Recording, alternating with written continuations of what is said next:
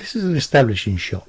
It shows you the drone's eye view of where you are and where you started from, which is very handy when you want to recover your drone after a VLOS.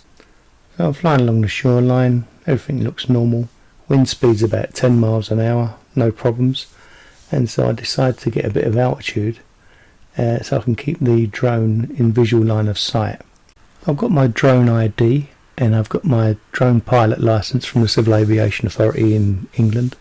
I've practised manoeuvring with this drone quite a bit before I took it out and started to do any filming, and I'm glad I did. But none of the training, none of the practice prepared me for what was about to happen.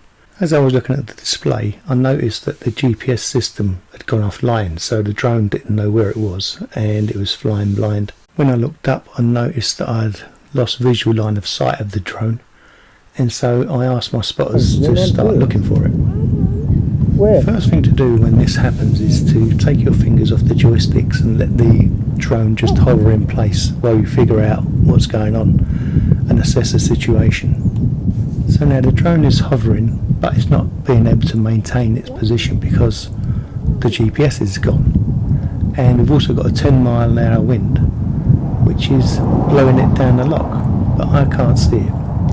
And I'm looking around, and then the next thing to do after that is to take the camera that's on the drone and rotate the drone so you can try and locate where you are in relation to the drone. That's why that establishing shot at the beginning of the flight is very important, because you know what the surroundings look like where you are, and if you can rotate the drone to try and locate that area, you can fly back. My grandchildren are jumping around and all excited and pointing at the drone and going, "There it is over there, look." I can't see it, but they've got young eyes, so maybe their eyes are much better than mine. I can't see it, so I'm putting my glasses on, trying to see the drone, can't see it anyway. Eventually I did see it, and then you've got to, now you know that the drone's pointing at you, you have to push the stick forward. So because the thing's inverted, so you push the stick forward, it comes towards you. And that's one of the things you do in practice. You learn to fly the thing backwards, basically. But in this case, it's forwards. But it's, you know what I mean, it's a bit weird. But it's, flying inverted. Very important.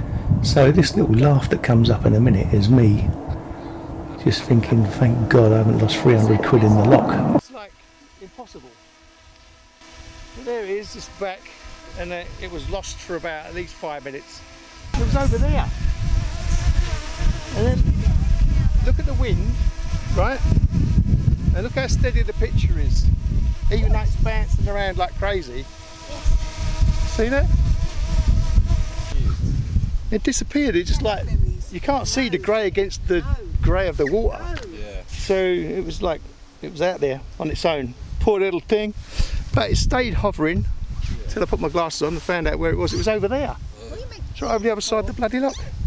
So let that be a lesson to you.